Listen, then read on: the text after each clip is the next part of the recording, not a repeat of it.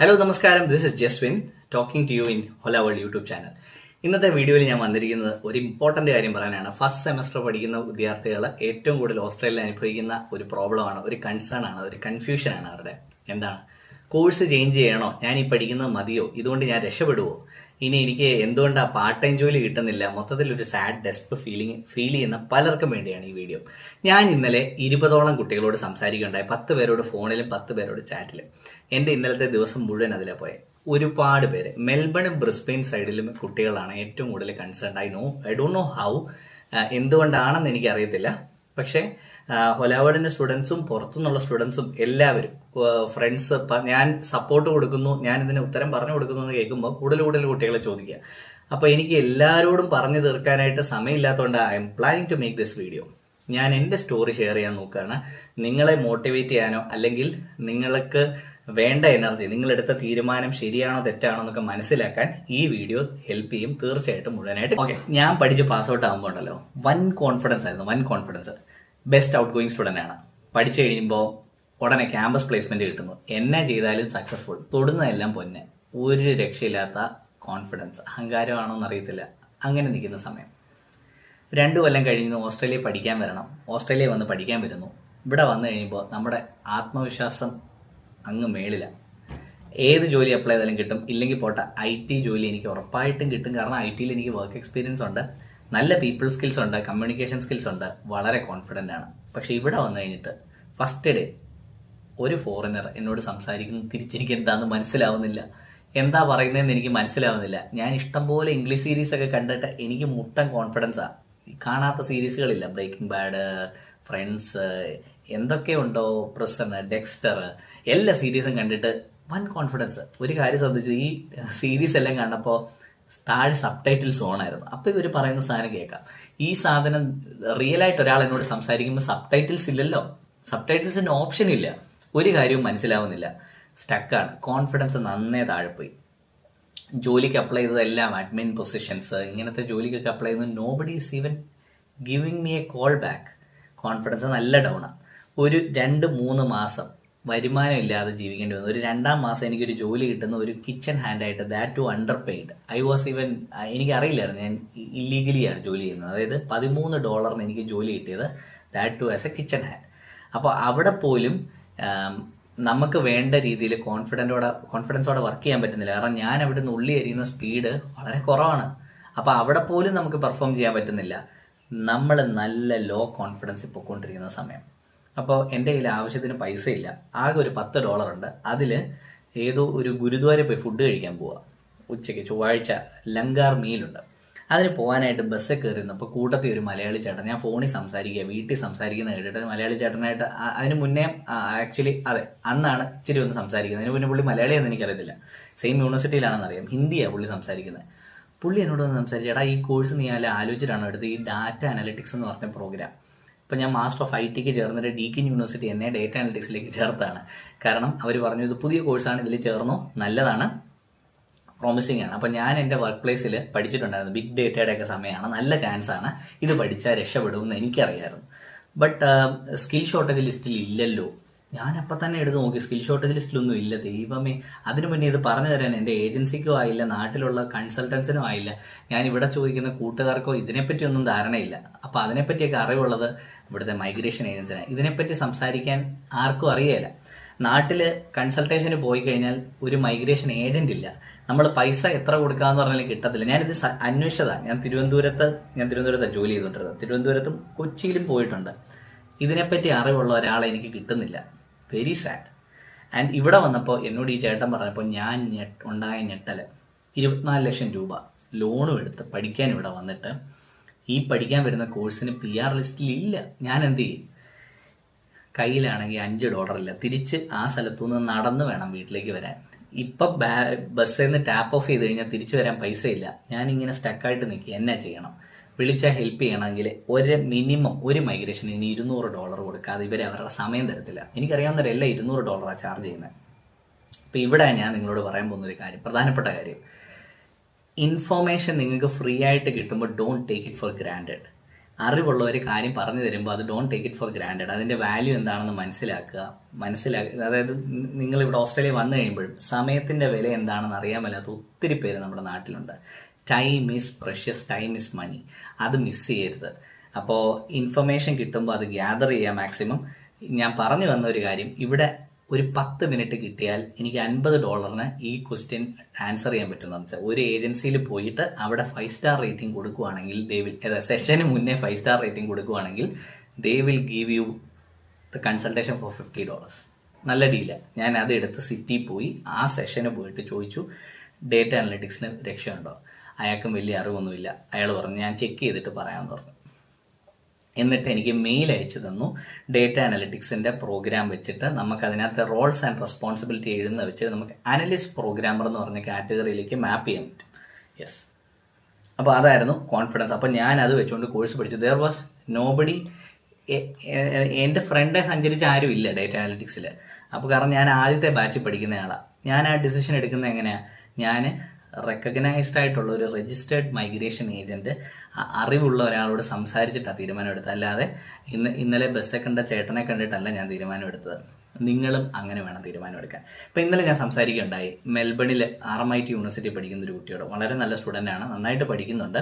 പക്ഷേ അവനൊരു എഡ്യൂക്കേഷൻ ഫെയറിൽ പോയപ്പോൾ 2 പേരെ കണ്ടു, 2 ചേട്ടന്മാർ.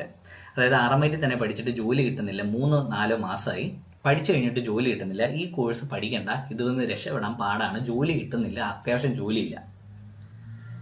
അപ്പം ഞാൻ പറയാൻ പോകുന്നത്, ജോലി ഉണ്ടായിരുന്ന ഒരു സുഹൃത്താണ് നേരത്തെ പഠിച്ചു കഴിഞ്ഞെങ്കിൽ അയാൾ ആ ഫെയറിന് വരേണ്ട ആവശ്യമില്ല. He will be already working in office. പഠിക്കുന്ന എല്ലാവർക്കും ജോലി കിട്ടത്തില്ല. അപ്പോൾ ഇത് പഠിക്കണ്ട എന്ന് പറയാൻ അവർക്ക് അവകാശമില്ല. ഞാൻ പറയുന്നത് പറ്റും പറ്റുകയില്ല എന്നുള്ളത് ഓരോരുത്തരെയും ഡിപ്പെൻഡ് ചെയ്തിരിക്കും. ഓരോരുത്തർ എത്ര എഫോർട്ട് ഇട്ട് പഠിച്ചു. ചിലപ്പോൾ നിങ്ങൾക്ക് ഇത് നേരിടാം. നിങ്ങളും ഇതുപോലെ ഒരാളെ കാണാം, സാഡായിട്ട് ഡിപ്രസിംഗ് ആയിട്ട് വന്ന് സ്റ്റോറി ഷെയർ ചെയ്യുന്നവർ കാണാം. അപ്പോൾ അവരുടെ സ്റ്റോറി ആയിരിക്കില്ല നിങ്ങളുടെ സ്റ്റോറി. അവരിട്ട എഫോർട്ട് അല്ലായിരിക്കും നിങ്ങൾ ഇടാൻ പോകുന്നത്. Not every one will get things on plate. അതായത് 100% ആൾക്കാർക്കും പഠിച്ച ഫീൽഡിൽ ജോലി കിട്ടത്തില്ല. That is for sure, except for health sector. IT-ലായിക്കോട്ടെ, അക്കൗണ്ടിങ്ങിലായിക്കോട്ടെ, എഞ്ചിനീയറിംഗിലായിക്കോട്ടെ, സ്മാർട്ടസ്റ്റ് 70% കിട്ടത്തുള്ളൂ. നിങ്ങൾ ആ സ്മാർട്ടസ്റ്റ് 70% ആണെന്ന് നോക്കുക. ഇപ്പോൾ പൃഥ്വിരാജിനോട് പറയാം സിനിമയിൽ പോയാൽ ഒരു ചാൻസും ഇല്ല, നിങ്ങൾ രക്ഷപ്പെടത്തില്ല എന്ന് പറയുന്നതിൽ എന്താ അർത്ഥം? സഞ്ജു സാംസണോട് പറയാം ക്രിക്കറ്റ് കളിച്ചിട്ട് സമയം കളയരുത്, രക്ഷപ്പെടാൻ ഭയങ്കര പാടാണ്, അതിൻ്റെ പെർസെൻറ്റേജ് കുറവാണ്. ബട്ട് സഞ്ജു സാംസൺ അറിയാം അവൻ്റെ പൊട്ടൻഷ്യൽ എന്താണെന്ന്. It is not easy. He had to go through lot of struggles. പൃഥ്വിരാജിന് അറിയാം അതിൻ്റെ ബുദ്ധിമുട്ട് എന്താണ്. Not every one is making in to film as a hero, അല്ലേ? എന്ന് പറഞ്ഞ പോലെ ഇപ്പോൾ ഡേറ്റ അനലിസ്റ്റ് അത്രയൊന്നും കോമ്പറ്റീഷൻ ഉള്ള മേഖലയല്ല. അല്ലെ IT-യിൽ ജോലി ചെയ്യാൻ, ഒരു IT ജോലി കണ്ടെത്താൻ പോലും നിങ്ങൾക്ക് പറ്റുന്നില്ലെങ്കിൽ പിന്നെ നിങ്ങൾ എന്ത് കോൺഫിഡൻസാണ് നിങ്ങൾക്കുള്ളത്? അപ്പോൾ you need to work hard. Not everything will come easily. അപ്പോൾ ആ കോൺഫിഡൻസ് നിങ്ങൾക്കുണ്ടെങ്കിൽ, നിങ്ങൾക്ക് പഠിക്കാൻ പറ്റുന്നുണ്ടെങ്കിൽ ദെൻ യു ക്യാൻ സക്സീഡ്. പഠിക്കാൻ പറ്റുന്നില്ലെങ്കിൽ, നിങ്ങൾക്കത് മനസ്സിലാവുന്നില്ല, നിങ്ങൾക്ക് അതിൻ്റെ അസൈൻമെൻറ്റ്സ് ചെയ്യാനേ പറ്റുന്നില്ലെങ്കിൽ then that is a different story. അങ്ങനെയാണ് നിങ്ങൾ കോഴ്സ് ചേഞ്ച് ചെയ്യണം. അല്ലാത്ത പക്ഷം there is no need to change your course. അങ്ങനെ പേടിക്കേണ്ട, അങ്ങനെ ടെൻഷൻ അടിക്കേണ്ട. അപ്പം ഞാൻ എൻ്റെ സ്റ്റോറി തന്നെ പറഞ്ഞ് അവിടുന്ന് പിന്നെ ഞാൻ പഠിക്കാൻ മാക്സിമം നന്നായിട്ട് പഠിക്കാൻ നോക്കി. I put in my all effort. ജോലി ഇല്ലെങ്കിൽ നമ്മൾ എന്താ ചെയ്യേണ്ടത്? Put all your effort into learning something. അപ്പോൾ എനിക്ക് ജോലിയുടെ ഷിഫ്റ്റ് കുറവാണെങ്കിൽ make use of your time. അല്ലാതെ സാഡായിട്ട് ഇരുന്നിട്ട് കാര്യമില്ല, ഈ എൻ്റെ പൈസ ഇല്ല. അപ്പോൾ എന്താ ചെയ്യേണ്ടത്? ജീവിത ചെലവ് കട്ട് ഓഫ് ചെയ്യുക, കൂടുതൽ സമയം യൂണിവേഴ്സിറ്റി സ്പെൻഡ് ചെയ്യുക, കൂടുതൽ സമയം പഠിക്കാൻ ഉപയോഗിക്കുക. Knowledge is money, time is money എന്നൊക്കെ പറയുന്നത് അത് നിങ്ങളൊന്ന് മനസ്സിലാക്കുക. നിങ്ങളിപ്പോൾ പഠിക്കാൻ പോയേക്കുന്നത് പാർട്ട് ടൈം ചെയ്യാനായിട്ടും അതുവഴി കാശുണ്ടാക്കി വീട്ടിലേക്ക് അയക്കാനാണോ? അല്ല. നിങ്ങൾ പഠിക്കാൻ പോയേക്കുന്നത് ഇത് നല്ലൊരു കരിയറിന് വേണ്ടിയാണ്. ഈ സമയത്ത് മാക്സിമം സമയം പഠിക്കാൻ ഉപയോഗിക്കുക. ഇനി ജീവിത ചെലവ് കുറവാണെങ്കിൽ there are ways to survive. എങ്ങനെയാണ്? നമുക്ക് ഫ്രീ ഫുഡ് കിട്ടുന്ന പല സ്ഥലങ്ങളുണ്ട്, അവിടെ നിന്ന് പോയി ഫുഡ് മേടിക്കാം. ആൻഡ് ഇപ്പം റെന്റ് കൂടുതലാണെങ്കിൽ ഷെയർ ചെയ്യാം. You have to adjust, you have to sacrifice. അങ്ങനെ ചെയ്താൽ പഠനത്തിന് കൂടുതൽ സമയം കൊടുക്കുക. ഞാനിങ്ങനെ ഷെയർ ചെയ്തായിരുന്നു താമസിച്ചത്. ഞാൻ തീപ്പെട്ടിക്കൂട് പോലത്തെ ഒരു റൂമിലാണ് 3 months, ആദ്യത്തെ 3 months താമസിക്കുന്നത്. അതെങ്ങനെയാണെന്ന് വെച്ചാൽ ഞാൻ ആദ്യം $600 ഒരു റൂമിൽ താമസിക്കുകയാണ്, പ്രോപ്പറായിട്ട് വന്നിട്ട് യൂണിവേഴ്സിറ്റിയുടെ തൊട്ടടുത്ത്. ആൻഡ് ജോലി കിട്ടാതായി, കയ്യിൽ റവന്യൂ ഇല്ല, വീട്ടിൽ നിന്ന് പൈസ ചോദിച്ചു കഴിഞ്ഞാൽ it will take a lot of time. And വീട്ടുകാരുമായിട്ട് കമ്പയർ ചെയ്യുന്നത് കാനഡയിൽ പഠിക്കാൻ പോകുന്ന പിള്ളേരുമായിട്ട്, they are making a lot of money. They are even constructing house while they are study. അപ്പോൾ അവർ ഡിപ്ലോമ പ്രോഗ്രാം പഠിക്കും, നമ്മൾ മാസ്റ്റേഴ്സാണ് പഠിക്കാൻ പോകുന്നത്. ചിലപ്പോൾ it could have been different, ഓരോരുത്തരുടെ കേസ് ഡിഫറെൻറ്റ്. പക്ഷെ നമ്മൾ അങ്ങനെ കമ്പയർ ചെയ്യുമ്പോൾ I didn't want to talk to my parent or get more money. അപ്പോൾ ഞാനത് ചെയ്ത് എൻ്റെ ജീവിത ചെലവ് കുറയ്ക്കാൻ നോക്കും. അങ്ങനെ കുറയ്ക്കാൻ നോക്കുമ്പോൾ എന്ത് സംഭവിക്കും? നമ്മൾ മാക്സിമം, അപ്പം ഞാൻ ഒരു മലയാളികളെ കണ്ടു, അവരുടെ പെട്ടി വെക്കുന്ന റൂമുണ്ട്, അവരുടെ വീട്ടിലെ പെട്ടി വെക്കുന്ന റൂമുണ്ട്. ഞാൻ ആ റൂമിലേക്ക് മാറി. ആ പെട്ടി എല്ലായിടത്തും അമ്മയുടെ റൂമിൽ വെച്ച് നീ ഇവിടെ താമസിച്ചോളാൻ പറഞ്ഞു. And that is how I started. അവിടെ നിന്നുകൊണ്ട് അവന്മാരെന്നോട് പറഞ്ഞു ചെറിയ ജോലിക്ക് അപ്ലൈ ചെയ്ത് നോക്കുക എന്ന് പറഞ്ഞു. എനിക്ക് ആ റിയലൈസേഷൻ വന്നു. കാരണം ഞാൻ ജോലിക്ക് അപ്ലൈ ചെയ്തിട്ട് കിട്ടുന്ന, ഞാൻ ഇപ്പോഴും കേൾക്കുന്നുണ്ട് പിള്ളേർ റിജക്ഷൻ കിട്ടുന്നുണ്ട് ജോബിൽ. എനിക്ക് പാർട്ട് ടൈം ജോലി റിജക്ഷൻ ആണെന്ന് പറഞ്ഞ് എന്നെ വിളിച്ച് സംസാരിക്കുക. ഇവർ അപ്ലൈ ചെയ്യുന്ന ജോലി ഏതാണെന്ന് ഞാൻ ചോദിച്ചു. കുട്ടിയോടും കുട്ടിയുടെ അമ്മയോടും, അഡലേഡിൽ പഠിക്കുന്ന കുട്ടികളാണ്. രണ്ടുപേരും സംസാരിക്കുന്നത് അപ്ലൈ ചെയ്യുന്നത് ബാങ്കിൽ റിസപ്ഷനിസ്റ്റ്, ബാങ്കിൽ അഡ്മിനിസ്ട്രേറ്റീവ് ജോബ്സ്. ഇത് മനസ്സിലാക്കാനുള്ള ഒരു വിവേകമെങ്കിലും നമ്മൾ കാണിക്കണം. അതായത് ഇന്ത്യൻ പ്രസിഡന്റ് ആവാനുള്ള എല്ലാ യോഗ്യതയുണ്ട്, നിങ്ങൾ ഇന്ത്യൻ സിറ്റിസൺ ആണ്, നിങ്ങൾക്ക് 18 വയസ്സിന് മുകളിലാണ് എന്ന് പറഞ്ഞിട്ട് നിങ്ങൾ ഇന്ത്യൻ പ്രസിഡന്റ് പോസ്റ്റിന് അപ്ലൈ ചെയ്ത് കഴിഞ്ഞാൽ കിട്ടുമോ? യു നീഡ് പൊളിറ്റിക്കൽ കണക്ഷൻസ് അല്ലേ എന്ന് പറഞ്ഞ പോലെ നിങ്ങളിവിടെ അഡ്മിൻ ജോബിന് പോകുന്നത് ഒത്തിരി വലിയ കാര്യമാണെന്നല്ല പറഞ്ഞത്. ബേസിക്കലി ഇംഗ്ലീഷ് സംസാരിക്കാൻ നിങ്ങൾ പഠിച്ചോ? അതായത് അവർ പറയുന്നത് ഒരു ഫോറിനർ, ഒരു ഓസി ആക്സെന്റ് നിങ്ങൾക്ക് മനസ്സിലാവാൻ ഉള്ള സമയമായോ? നിങ്ങൾക്കത് മനസ്സിലാവുന്നുണ്ടെങ്കിൽ then you go to that interview. അല്ലാതെ നിങ്ങൾ ആ ഇന്റർവ്യൂവിന് പോയി ആരെങ്കിലും നിങ്ങളെ ജോലിക്ക് എടുക്കുമോ?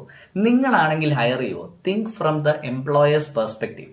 അവർ നിങ്ങളെ ഹയർ ചെയ്യുമോ? So there is no need to be ashamed. Or നിങ്ങളുടെ കോൺഫിഡൻസ് ഡൗൺ ആവേണ്ട എന്താ ആവശ്യമുള്ളത്? നിങ്ങൾക്ക് അതിനുള്ള ക്വാളിഫിക്കേഷൻ ആയിട്ടില്ല അല്ലേ? അപ്പോൾ എന്താ ചെയ്യേണ്ടത്?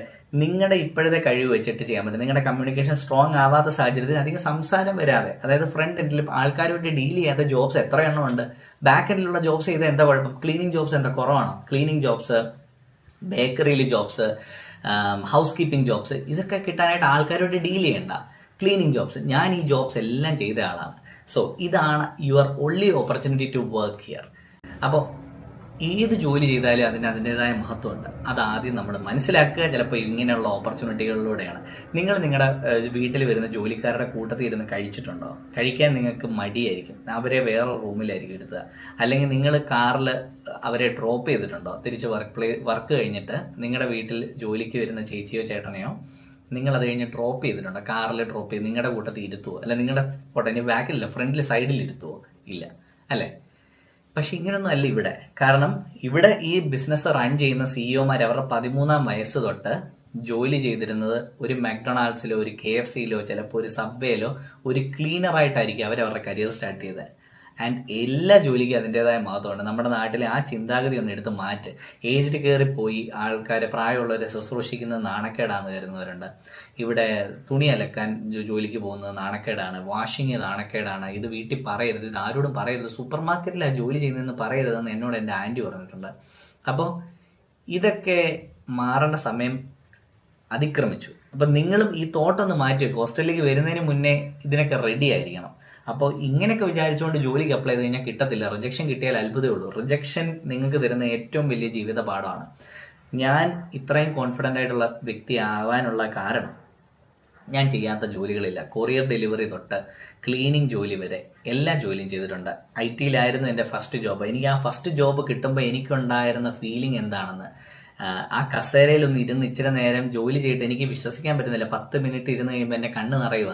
കാരണം ഈ ഒരു ജോലി കിട്ടാനായിട്ട് ഞാൻ 2 കൊല്ലം പഠിച്ചു കഴിഞ്ഞിട്ട് ഇങ്ങനെ കറങ്ങി നടന്ന് പണിയെടുത്തുകൊണ്ടിരുന്നപ്പോഴും ഒന്ന് ഇരുന്ന് ജോലി ചെയ്യാൻ പറ്റണേ എന്നുള്ളതായിരുന്നു. ഇരുന്ന് ജോലി ചെയ്തപ്പോൾ ഞാൻ എൻ്റെ പെർഫോമൻസ് യു കുഡിൻ ബിലീവ്. ഞാൻ ഇതിനു മുന്നേ പഠിച്ച സമയത്തോ എന്താ പറയുക, ഞാൻ സ്കൂളിൽ പഠിച്ചപ്പോഴോ കോളേജിൽ പഠിച്ചപ്പോഴോ അത് കഴിഞ്ഞ് നാട്ടിൽ ജോലി ചെയ്തപ്പോഴോ ഒന്നും കൊടുക്കാത്ത പെർഫോമൻസാണ് ഞാൻ കൊടുക്കുന്നത്. കാരണം എന്നാ, പറന്ന് നിന്ന് ഉള്ളി എരിഞ്ഞ് പറന്ന് നിന്നത് നിലം തുടച്ച് കഷ്ടപ്പെട്ട് പൈസ ഏൺ ചെയ്യുന്ന ആ എക്സ്പീരിയൻസിൽ നിന്ന് ഇരുന്നൊരു ജോലി ചെയ്യാൻ കിട്ടിയ ആ ഒരു പ്രിവിലേജ് നന്നായിട്ട് യൂസ് ചെയ്യണമെന്ന് തോന്നി.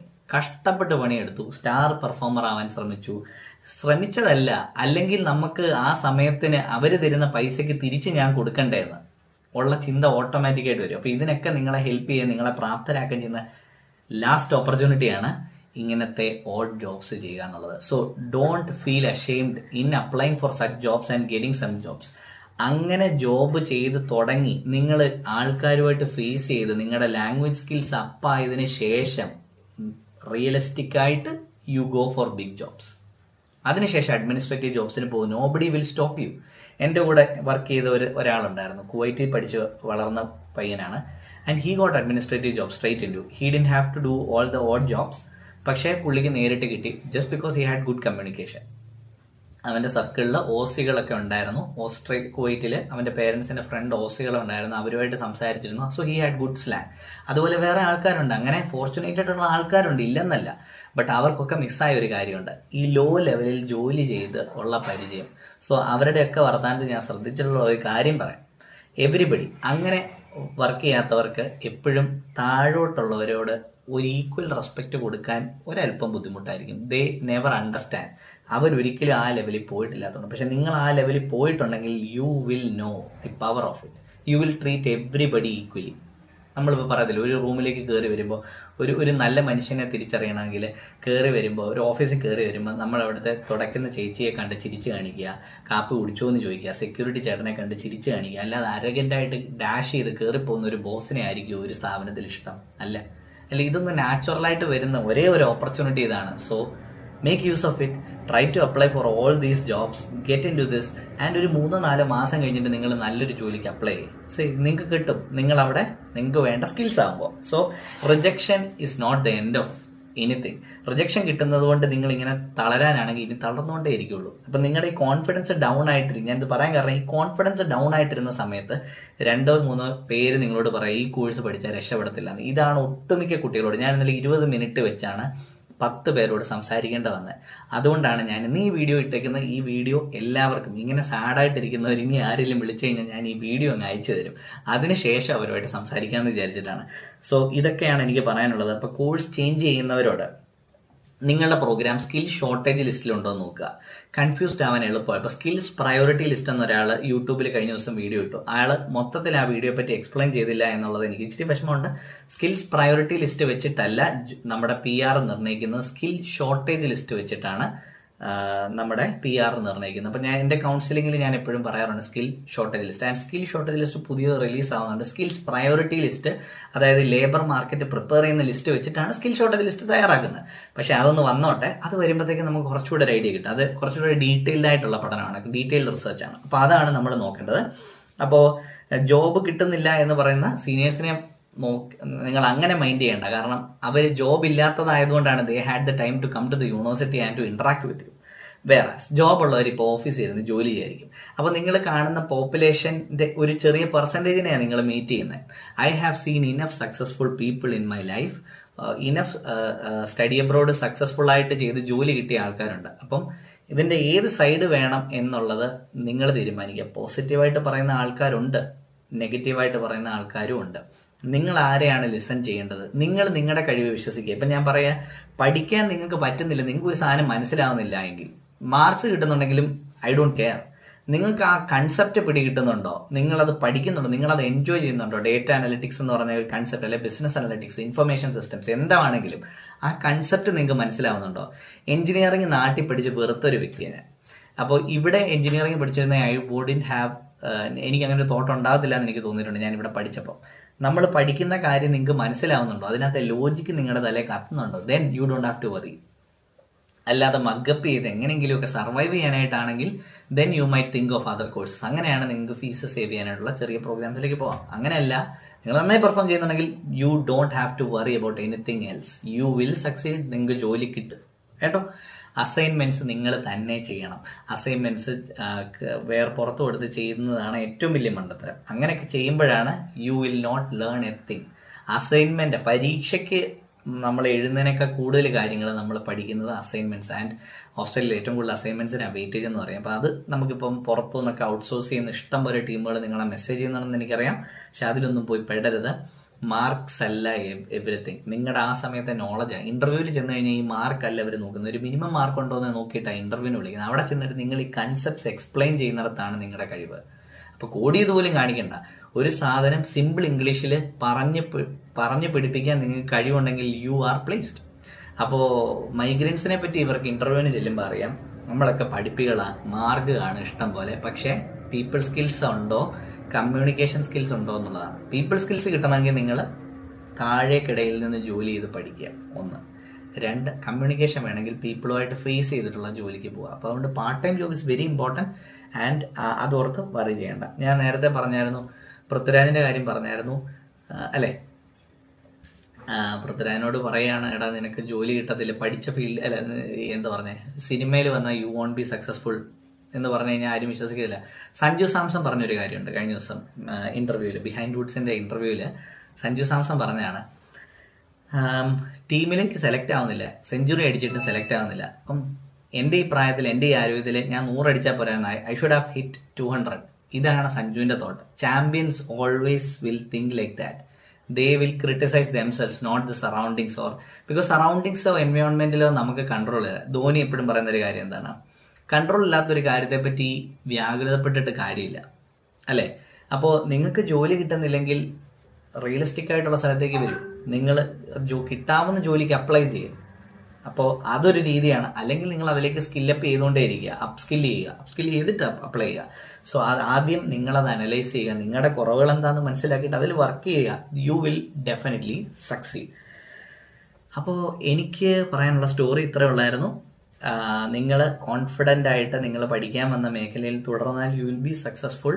There will be enough negative energy around U, but concentrate on the positive sides, work hard, you will succeed. That's all for today's video, and we will see you soon in next attractive video. Thank you.